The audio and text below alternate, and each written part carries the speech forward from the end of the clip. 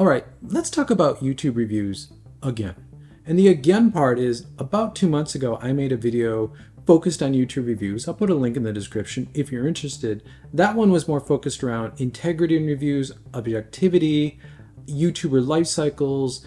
This video is going to be a little bit different. It's going to be a little bit more focused around the art of the review. Why do I review, or why does any reviewer review what they review? And this is something that's really of mine. I think about this stuff all of the time, especially the past few months, because there has been a lot of growth on this channel. And I see more frequently in the comments on my videos questions around my preferences, my objectivity, why do I review and not review certain things. And I thought I would just sit down and have a chat about it. After all, that is why I created this Let's Talk category on this channel. While I don't necessarily consider this channel just a review channel, I consider it a running shoe tech channel. Reviews are a big part of what I do here, but it's not all that I do here. But as a reviewer, I pride myself on not being afraid to kind of call it how I see it. If I like something, I'm going to tell you that. If I don't like something, I'm going to tell you that. And I do have strong opinions. And I would hope that some of you watch me because of those opinions, or maybe some of my preferences, or maybe you watch me because you totally disagree with some of my preferences. But regardless, you know what those preferences are because you watch some of that content. But I can't depend on every viewer watching any one of my videos having that context, because I get a lot of traffic that are just people that are searching for something or coming from one of the top level feeds. And they're dropping into my content for the first time. They don't know anything about me. They don't know anything about my preferences. And as this channel grows, I'm seeing more and more of that. So it's something that I do think about more often. And I do see it in my comments, people calling out like, oh, why do you like this? Why do you not like that? Or could you cover this? Why won't you cover that? Because they don't have the bigger context. Now, additionally, as a runner who's been running a long time, I've been running really since the late 90s, that's come and gone for me. Sometimes cycling was the priority, sometimes running was the priority, sometimes board sports, skateboards or snowboards were the priority. But, I've run for a long time, and really for the past 6-7 years, I've really focused on only running. I quit cycling, many years ago now. I just run. Additionally, and it kind of goes parallel with that, is that I'm a product designer, and my product design career started in the 90s, and they kind of go side by side. So I've seen a lot as a runner and a product designer. That's important here because running is very trend driven. It's very fad driven. Things come and go in a very cyclical nature in running. And every 5-6 years, there's something new. And this is just how running has been since I've been involved with it, and reading about the earlier history of running, it's just something that's been in running for a long time. Now, luckily, over the past, I would say almost 15, 18 years or so, most of these trends have been more performance driven. Prior to that, a lot of the trends were cosmetic or aesthetic driven. They weren't really performance driven. But a couple years prior to the barefoot running thing, which was around 2009, 2010, we started to see a lot of advancements in performance in running shoes.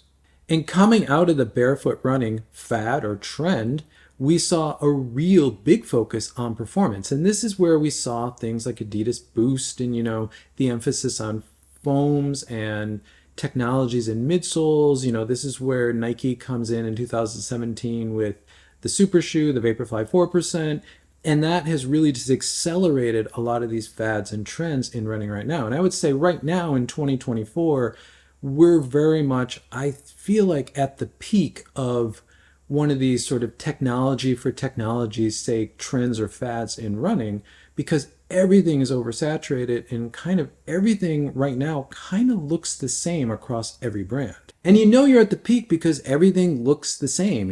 Every manufacturer right now has the same 4 or 5 shoes that all sort of look the same, have the same technology, the same basic ideas, the same geometry, and everything's sort of the same right now in running. But there are currently product teams that are looking at some of the better ideas of where we currently are in technology for running shoes, and they're exploring new ideas. And we're just beginning to see some of those new products coming out, and it's kind of exciting. But there is a ton of products to cover. As I just said, a lot of them feel like they're all kind of the same product, but there are some really interesting things in there. And that's one of the big challenges that kind of brings us back to the reviewer space, is that there are a lot of products to cover. Now, luckily with running shoes, relatively speaking, running shoes are fairly cheap and they're fairly easy to access.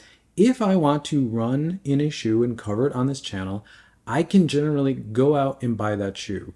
Give or take one or two models that are really hard to find or they take some time to like track down, I can pretty much get my hands on whatever I want.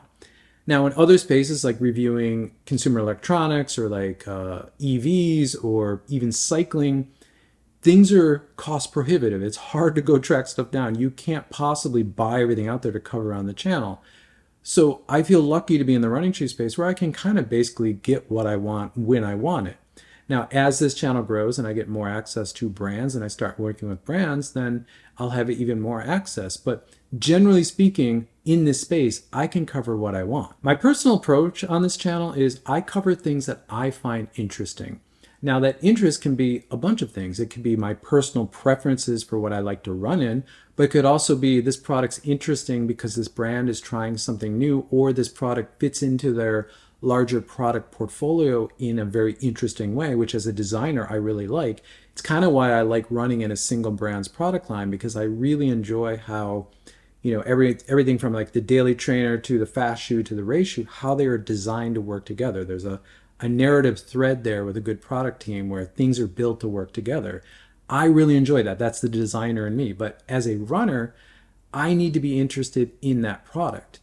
And I'm going to cover things that I'm interested in. So that's why the majority of reviews that you see on this channel, and I would say for any channel that reviews really anything, most of them are positive, because we generally will cover things that we're interested in. If we're interested in it, it generally means we're probably going to enjoy it. We're probably going to enjoy running in it. Most of the time I'm right. Sometimes I'm surprised where I didn't think I would like this, but then I really do. That's happened this year on the channel a couple times. Other times I'm really excited to try something and it turns out I really, really hate that product. That's also happened on this channel a couple times this year. But as a reviewer, I'm going to come and give the review as I see it. I'm going to call it as I see it for however that is. If it's good, I had a really good experience, I'm going to tell you that. If I had a horrible experience, I'm going to tell you that. That I think is really important because, again, you're getting a sense of me as a runner, you're getting a sense of my preferences, and you're getting a sense of what is working for me and what's not, because I'm interested in it. I'm going to be passionate about covering that. But obviously, I have my biases and my personal preferences. We all do. And I've made no kind of cover up to be very clear the brands that I like and the preferences I have within those brands.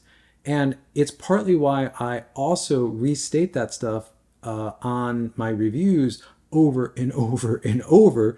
Because again, some of you watching this have watched a lot of my content. You get a sense of what I like as a runner, the brands I like, what works for me, what doesn't. But someone coming into my content for the first time, which is a lot of viewers actually, they don't know that. They shouldn't know that. So it's my kind of need to keep reiterating certain things around, my foot strike, my stride, my preference. I like this type of shoe over this type of shoe. This sort of brand works for me versus this brand. And keep reiterating that over and over so that someone who is coming in fresh will get that sense. Because giving context for what I'm saying, especially if you've not seen a lot of my content, is really important. Now, when I first started this channel, I was trying to make really cohesive content that would cover a brand, and you'd have to watch 10 or 12 videos across multiple shoes to get a sense of how it all fits together. I still do that, but I make sure that I break each video up where it's more consumable on its own, where you don't need the bigger story. If you want the bigger narrative, there'll be a playlist, or I'll link things, or I'll call them out in the video. But generally speaking, I make each video standalone, but again, for certain viewers who do watch a lot of my content, you'll see how pieces fit together over time. And that's my attempt as a reviewer to, as I said, not only give context, but also call out my personal preferences and biases. And when I state something as a fact, and I see a fact as something I experienced when I was running in the shoe, in the thing, versus some preference that I have that it's hard to overcome, I try to separate those. And when I do state something that's more preference driven than fact driven, I will call that out as my personal preference is X, or this is a fact that I experienced while running in this shoe. And I think that's really important to draw that distinction, because I think, again, that helps make a more clear review, but I think it also helps the viewer understand more where I'm coming from. And that's vital. And this is where I do get a little frustrated when I see in my comments that I'm a shill for this brand. I'm making this brand advertisement because I am passionately talking about this brand's products. That is, I think, affecting certain brands. And in running, we have a few of those, one in particular, which happens to be the brand that I typically run in, that I actually like.